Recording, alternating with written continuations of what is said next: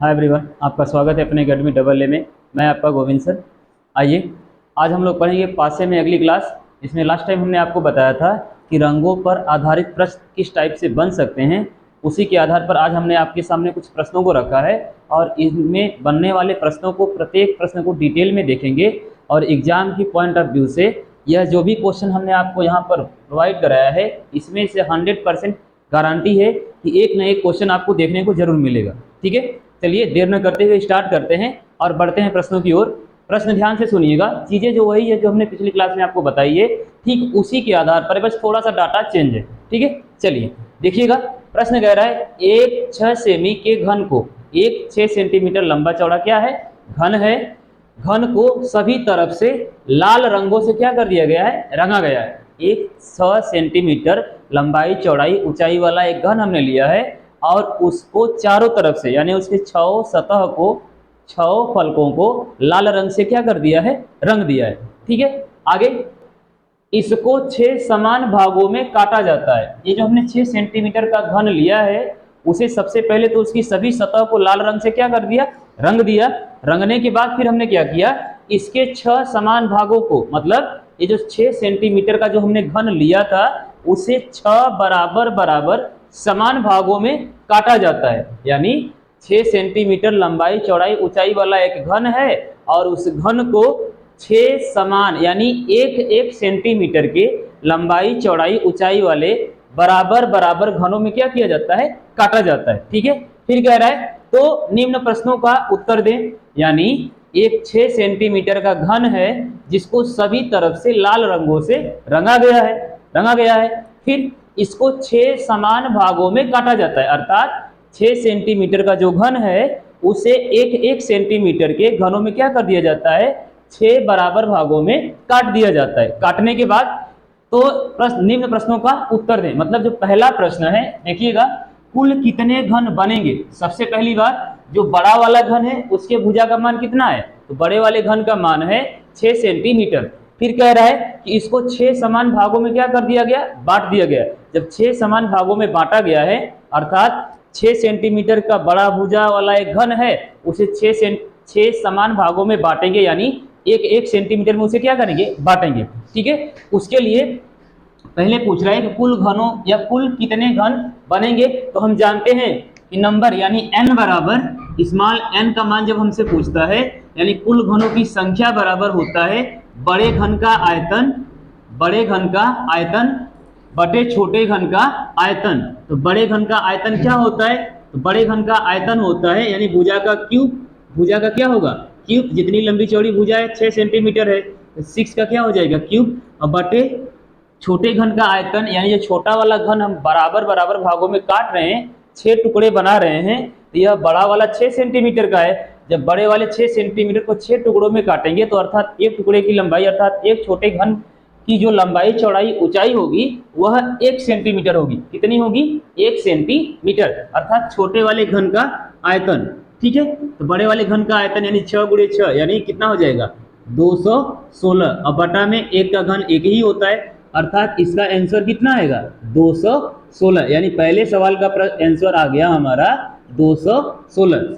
प्रश्न कह रहा है कुल कितने घन बनेंगे, तो कुल घनों की संख्या बराबर बड़े घन का आयतन बटे छोटे घन का आयतन। तो बड़े घन का आयतन यानी भुजा का क्यूब, घन के भुजा का क्यूब, बटे छोटे घन की भुजा का क्यूब। 6 का क्यूब 216, 1 का क्यूब 1, 216 में 1 से भाग करेंगे, आंसर आएगा 216। क्लियर। चलिए अब बात करते हैं अगले प्रश्न की। अगला प्रश्न हमारा क्या कह रहा है, अगला प्रश्न कह रहा है कितने ऐसे छोटे घन होंगे, कितने ऐसे छोटे घन हैं जिनकी कोई भी सतह रंगीन नहीं है। यानी जो भी हमने 6 सेंटीमीटर का घन लिया है, उस 6 सेंटीमीटर के घन में कितने ऐसे घन हैं जिनकी कोई भी सतह रंगीन नहीं है। अर्थात जब हम 6 सेंटीमीटर का घन लेंगे, देखिएगा ध्यान से, अगर हम एक 6 सेंटीमीटर का घन लेते हैं, छोटा सा ही डायग्राम बनाते हैं, ध्यान दीजिएगा, चीज़ें समझ में आएगी। अगर हम एक 6 सेंटीमीटर का घन ले लेते हैं, मान लेते हैं कि हमारा एक 6 सेंटीमीटर का क्या है, घन है। जब इसे हम 6 बराबर बराबर भागों में क्या करेंगे, बांटेंगे, 6 बराबर भागों में बांटेंगे ना, कुछ इस प्रकार का डायग्राम बनेगा हमारा।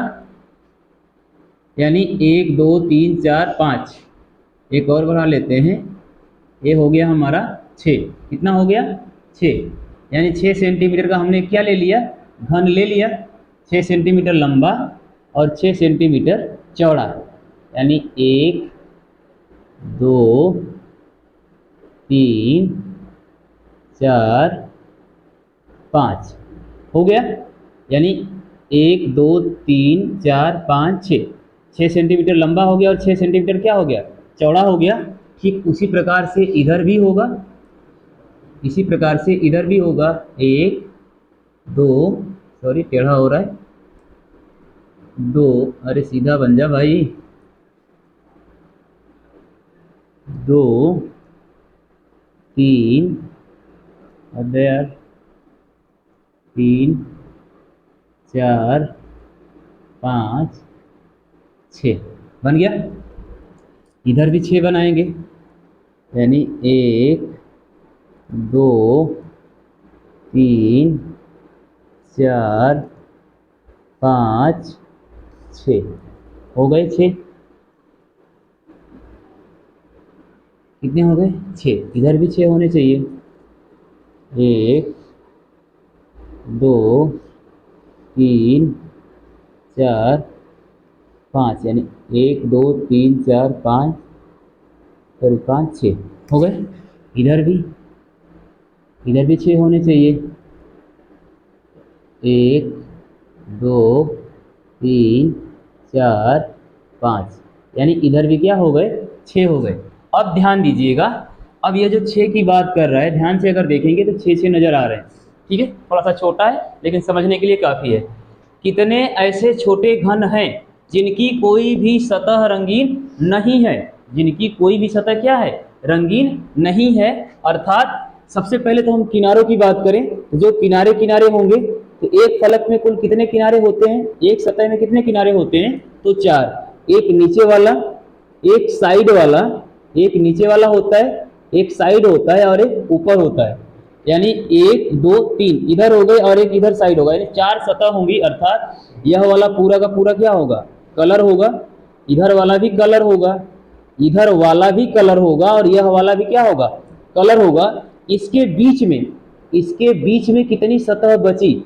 इसके बीच में अगर आप ध्यान से देखें तो 1 2 3 4 सतह ऐसी है जो केवल सामने से एक सतह कलर है। लेकिन इन घनों को छोड़ दिया जाए, जो फ्रंट पर आपको घन दिख रहे हैं, छोटे छोटे 6 घन, इनके अंदर की जब हम घनों को देखेंगे तो ये 4 ऐसे होंगे जिनकी मतलब उनका एक भी सतह कलर नहीं होगा। अर्थात ऊपर से भी आप देखें तो ये किनारे वाला जो होगा, यह किनारे वाला, यह किनारे वाला और यह किनारे वाले, यानी ये पूरे के पूरे क्या होंगे? ये लोग आपस में क्या होंगे भाई? ये पूरे के पूरे कलर होंगे, कलर होंगे ना। यानी ये जो बचे बीच में 4, 1 2 3 4, 1 2 3 4 है ना, जिनकी ऊपर वाली एक सतह कलर है, लेकिन उनके नीचे जो घन है, इसके मतलब यह वाला हिस्सा तो कलर होगा, यह वाला क्या होगा? कलर होगा। लेकिन इसके नीचे वाला अर्थात यह वाला जो घन है, क्या इसका भी कलर होगा? अंदर वाले की हम बात कर रहे हैं, इसके भी फ्रंट साइड से यह कलर होगा, यह वाला भी कलर होगा और यह वाला भी क्या होगा?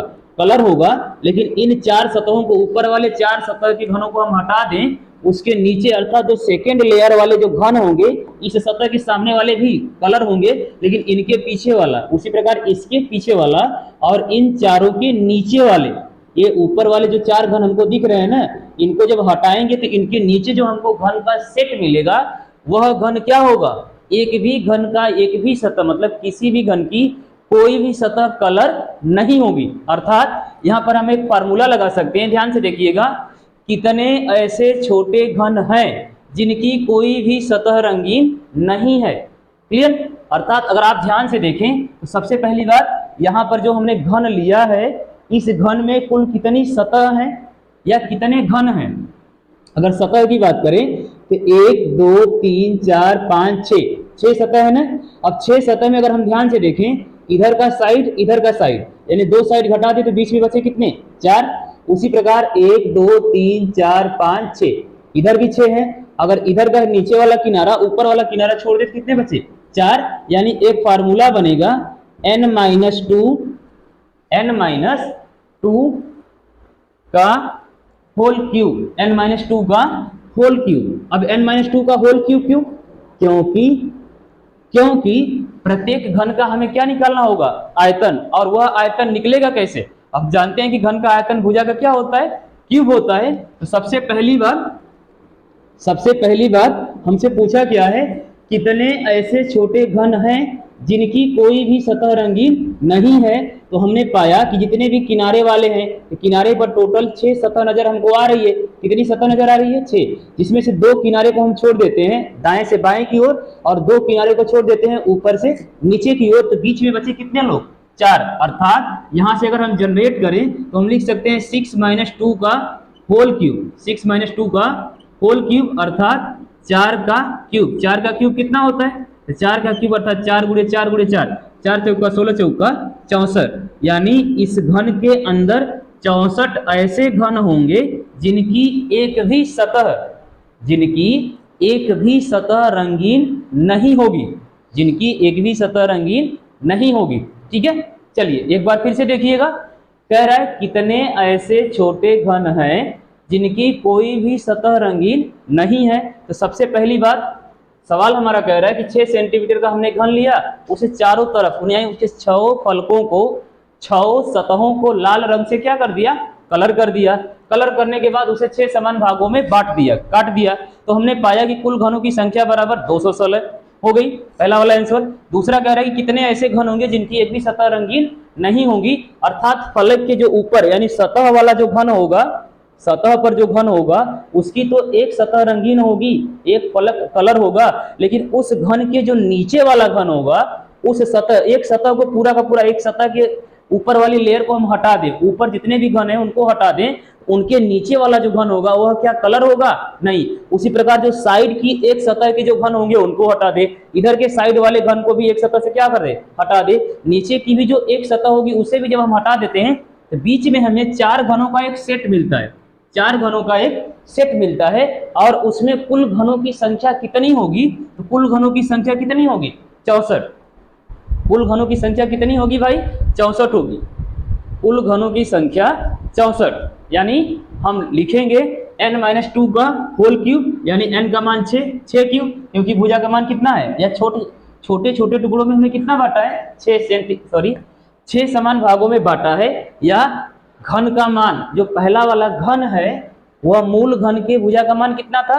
6 सेंटीमीटर। क्लियर? तो n का मान हमने 6 रख दिया। या चाहे तो आप यहां से ऑब्लिक करके डायरेक्ट 4 का क्यूब करेंगे। डायरेक्ट 4 का क्यूब क्यों? क्योंकि यह जो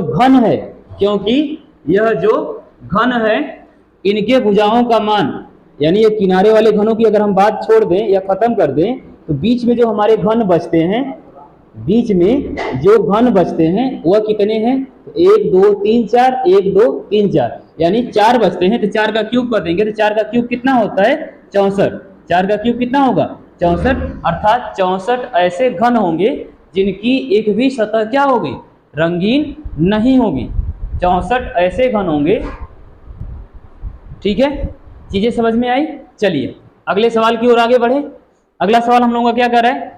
कितने ऐसे घन हैं, कितने ऐसे छोटे घन हैं जिनकी एक सतह रंगीन है? यहां पर तो कह रहा था कि जिनकी कोई भी सतह रंगीन नहीं है, तो ऐसे घनों की संख्या कितनी है? 64। अब कह रहा है कि कितने ऐसे घन हैं जिनकी एक सतह रंगीन है?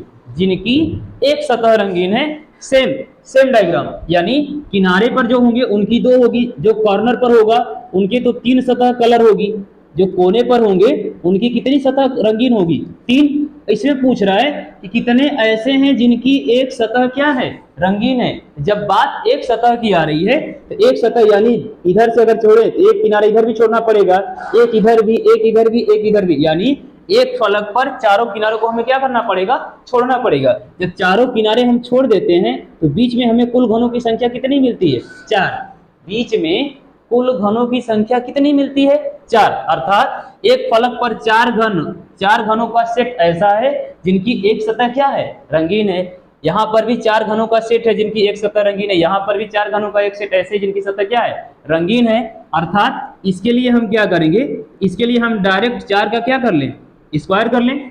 डायरेक्ट 4 का स्क्वायर कर लें, या n - 2 का 4 का क्या करेंगे स्क्वायर, यानी 4 सेंटीमीटर लंबा 4 सेंटीमीटर चौड़ा। और ऐसे कुल कितने घन हैं, तो कितनी फलक हैं भाई, कितने फलक हैं, 6 फलक हैं ना, यानी एक फलक पर 4 का स्क्वायर, दूसरे फलक पर 4, तीसरे फलक, चौथे फलक, पांचवें फलक और छठवें फलक, अर्थात 6 गुणे 4 का स्क्वायर, 6 गुणे 4 का स्क्वायर। तो 4 चौका 16 और 16 छक्का 96, 4 चौका 16 और 16 छक्का 96। या इसे हम और कैसे लगा सकते हैं, या हम चाहें तो 6 अंडर 6 ब्रैकेट में 6 माइनस 2 का स्क्वायर, 6 ब्रैकेट में 6 का स्क्वायर, अर्थात इसे लिख सकते हैं, वही चीज़ें लिखेंगे 6 गुणे 4 का स्क्वायर, यानी 16 गुणे 6 बराबर 16 छः का 96, बराबर 16 छः का 96। या तो आप इतना लिखें या तो आप यहीं पर कर दें, दोनों आंसर क्या है, सेम है। अब हमने 6 गुणे 4 का स्क्वायर क्यों किया, क्योंकि यह तो 4 का स्क्वायर हो गया, अर्थात यह भुजा है ना, सॉरी 4 सेंटीमीटर लंबा 4 सेंटीमीटर चौड़ा, तो वह आकृति जिसकी लंबाई और चौड़ाई दोनों सेम हो, 4 सेंटीमीटर लंबा हो और 4 सेंटीमीटर चौड़ा हो, तो उसे क्या बोलते हैं, वर्ग बोलते हैं। अर्थात वर्ग का क्षेत्रफल क्या होता है, भुजा का स्क्वायर, इसलिए 4 का स्क्वायर। और इस घन में ऐसे कुल कितने वर्ग हैं, तो 6 वर्ग हैं। कितने वर्ग हैं, 6, इसलिए 6 गुणे 4 का स्क्वायर, यानी 6 गुणे वर्ग का क्षेत्रफल, 6 गुणे वर्ग का क्षेत्रफल, वर्ग का भुजा का मान 4 सेंटीमीटर, 4 का स्क्वायर 4 चौका 16 और 16 गुणे 6, ऐसे कुल कितने वर्ग हैं, 6 वर्ग है। तो 6 वर्ग का क्षेत्रफल कितना होगा, यानी 6 गुणे 16, 16 छः का 96, यानी 96 घन ऐसे होंगे, 96 घन ऐसे होंगे जिनकी एक सतह क्या होगी, रंगीन होगी, यानी 16 इधर 16 इधर 16 इधर 16 अपोजिट में, तो 16 यानी 16 के 16, 16 दूनी 32, 16 के 48, 48 सामने है, 3 साइड दिख रही है, 48 पीछे होंगे, 48 प्लस 48 कितने हो जाएंगे, 96। क्लियर, उम्मीद करते हैं सवाल समझ में आया होगा। चलिए आगे अगला सवाल, अगले सवाल की ओर बढ़ें। अगला सवाल क्या कह रहा है, कितने ऐसे छोटे घन हैं जिनकी 2 सतह रंगीन है, जिनकी 2 सतह रंगीन है।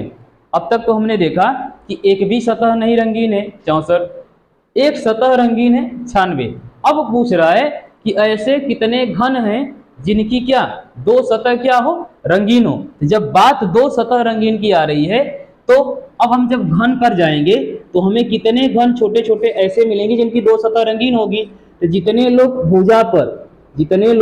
भुजा पर स्थित हैं उन्हीं की 2 सतह रंगीन है, लेकिन कंडीशन भी है कि जो कॉर्नर पर हैं, जो कोने पर उपस्थित है, उनकी तो 2 से अधिक सतह रंगीन है। हमसे तो खाली 2 पूछ रहा है ना, लेकिन कोने पर जो लोग हैं उनकी तो 4 सतह रंगीन है, सॉरी 3 सतह रंगीन है। कितनी सतह रंगीन है, 3, लेकिन हमसे 2 सतह पूछ रहा है, अर्थात इस कॉर्नर इस कॉर्नर इस कॉर्नर इस कॉर्नर, मतलब जितने भी कॉर्नर है। तो हम जानते हैं कि एक घन में कुल 8 कॉर्नर होते हैं। कितने कॉर्नर होते हैं, 8। कितनी भुजाएं होती हैं, तो 4 ऊपर 4 नीचे। कितनी ऊपर और कितनी नीचे, 1 2 3 4, 1 2 3 4, 4 ऊपर 4 नीचे। क्लियर, चलिए देखिएगा प्रश्न क्या कह रहा है, कितने ऐसे छोटे घन हैं जिनकी 2 सतह रंगीन है।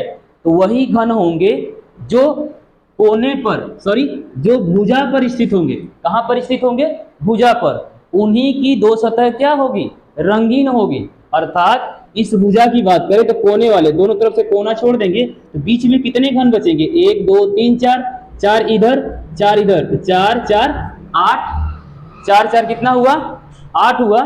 उसी प्रकार देखिएगा 4 इधर 8 और 4 12, 12 4 16, यानी एक फलक पर कितने घन, 16।